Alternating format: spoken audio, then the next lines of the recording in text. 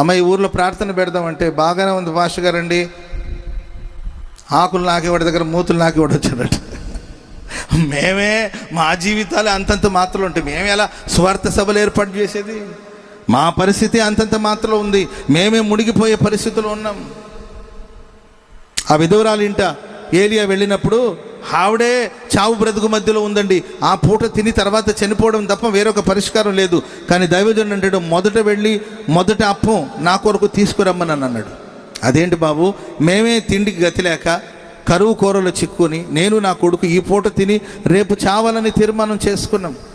నీవు మొదట అప్పు నాకిమ్మంటావు? ఇదేం మాటలయ్యా, ఇదేం భాష, ఇదేం సంభాషణ, ఇదేం బోధ, ఇదేం ప్రబోధలు? నేను ఒక విధవరాల్ని, నా దగ్గరకు వచ్చావేంటి? దిక్కులేని కుటుంబం, మా పరిస్థితి అంతంత మాత్రం, నిన్నెక్కడ మేము చేర్చుకునేది అని అనలేదండి. మొదటి అప్పును తీసుకెళ్ళి ఆ దైవజనుడికి ఇచ్చింది. వాక్యం సెలవిస్తుంది, కరువు కాలం అంతా తొట్టిలో పిండి తరగలేదు, ఆ బుడ్డిలో నూనె తరగలేదండి. చప్పట్లు కూడా మంది గట్టిగా. ఆ ఇంట్లో ఉన్న పాత్రలు అక్షయ పాత్రలుగా దేవుడు మార్చాడు. ఆమేన్.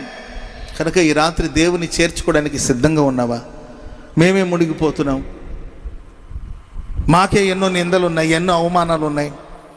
ఇప్పుడు మేము ప్రభుని చేర్చుకుంటే మమ్మల్ని వెలివేస్తారేమో, యేసు ప్రభుని అంగీకరిస్తే మా ఉద్యోగాలు పోతాయేమో, యేసు ప్రభుని అంగీకరిస్తే మాకు అవమానాలు వస్తాయేమో, యేసు ప్రభుని అంగీకరిస్తే మా ఊర్లో వాళ్ళు మమ్మల్ని ఉన్నారండి. కొంతమంది గుంటూరులో నాకు ఒక ప్రాంతం తెలుసండి, ప్రభు నమ్ముకున్నారని ఆ ఊర్లో వాళ్ళు వెలివేశారు. ఊరు వాళ్ళు మమ్మల్ని వెలివేసినా పర్వాలేదు, మేము మా ప్రభుని మా ఇంట చేర్చుకుంటాం. చెప్పలు కూడా తొందరగా గట్టిగా గట్టి గట్టి గట్టి గట్టి. ఊర్లో వాళ్ళు వెలివేసినా పర్వాలేదు, మా ప్రభు మాకు కావాలి, మా యేసు మాకు కావాలి. లోకమంతా దూషించిన పర్వాలేదు, లోకమంతా తిరస్కరించిన పర్వాలేదు, లోకమంతా చిన్న చూపు చూసిన పర్వాలేదు. ఆ తక్కువ కులస్తులు దేవుని ఆరాధిస్తున్నారని నిందిస్తున్నారు, నిందించిన పర్వాలేదు.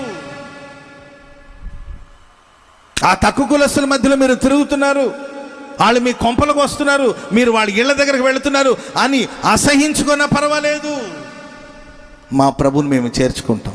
స్తోత్రం చెప్పండి అందరూ గట్టిగా, చెప్పండి గట్టిగా హల్లెలూయా. ఆ మధ్య ఒక ఊర్లో వారు ప్రభు నమ్ముకుంటే ఆ ఊర్లో వాళ్ళు వెలివేసేసారు. ఆ ఊర్లో పెద్ద బావి ఉంటుంది. అందరూ ఆ బావి దగ్గరికి వెళ్ళి నీళ్లు తెచ్చుకోవాలి, తాగిన నీళ్ళు అక్కడ నుండి తీసుకొచ్చుకోవాలి. పెద్ద బావి ఉంటుంది ఊరు మధ్యలో. వీళ్ళు యేసు ప్రభు నమ్ముకున్నారని ఆ ఊర్లో వాళ్ళు వీళ్ళని వెలివేయడం జరిగింది. వెలివేశారు కదండి, ఆ బావిలో నీళ్లు కూడా తాకూడదని వాళ్ళని అక్కడ నుండి వెలివేసేశారు. బావి అందరికి సంబంధించింది కదండి, ఊర్లో ఉన్న వాళ్ళందరికీ సంబంధించింది కదా. కానీ ఆ ఊరు వాళ్ళందరూ ఒకటైపోయారు, వీళ్ళని చిన్న చూపు చూస్తున్నారు. ఆ బావి నీళ్లు తాగడానికి అవకాశం లేదు, రాకూడదని చెప్పి వెలివేస్తే వీళ్ళు ఆ ఊరికి వెళ్ళి ఈ ఊరికి వెళ్ళి వేరే ఊరికి వెళ్ళి నీళ్లు తీసుకొచ్చుకొని ఏంటండి బండ్లలో ఆటోలో ఏంటండి క్యాన్లలో నీళ్ళు నింపుకొని తెచ్చుకొని మొత్తం మీద ఊర్లో నుండి వెలివేసినా పర్వాలేదు, మేము ప్రభుని చేర్చుకుంటామని వాళ్ళు అలా కొనసాగించబడుతున్న రోజులవి.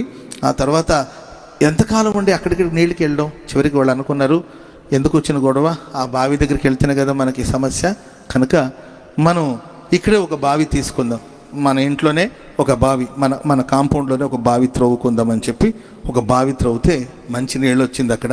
సరే వీళ్ళకి సమస్యలు తీరింది. వేసవి కాలం మొదలైందండి.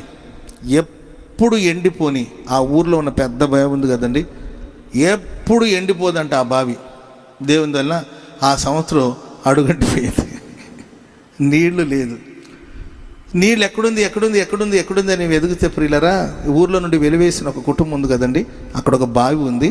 ఆ బావిలో జలలు కలిగిన నీటి ఊటలు వస్తున్నాయి. చెప్పండి కూడా మంది గట్టిగా హల్లెలూయా హల్లెలూయా. చిన్నగా బిందెలు తీసుకుని ఆడవాళ్ళు వచ్చి ఏమ్మాయి బాగున్నావా, 2 బిందెలు నీళ్ళు పట్టుకెళ్ళినా అని వచ్చారంట వరుసగా. ఇంకంతకన్నా భాగ్యం ఏముందండి, ఏంటండి అంతకనే బాగుందమ్మా, నీళ్ళు మా సొంతమా చెప్పు, దేవుడు అందరికీ వస్తుంది పట్టుకెళ్ళండి. అదేంటంటే వరుసగా ఊరంతా ఎవరిని వెలివేశారో అక్కడికి వచ్చి వరుసగా క్యూ కట్టి నీళ్ళు తీసుకెళ్ళడం ప్రారంభించారు.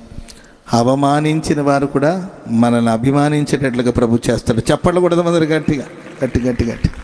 ఈ రాత్రి నీ యేసుని చేర్చుకోవాలి.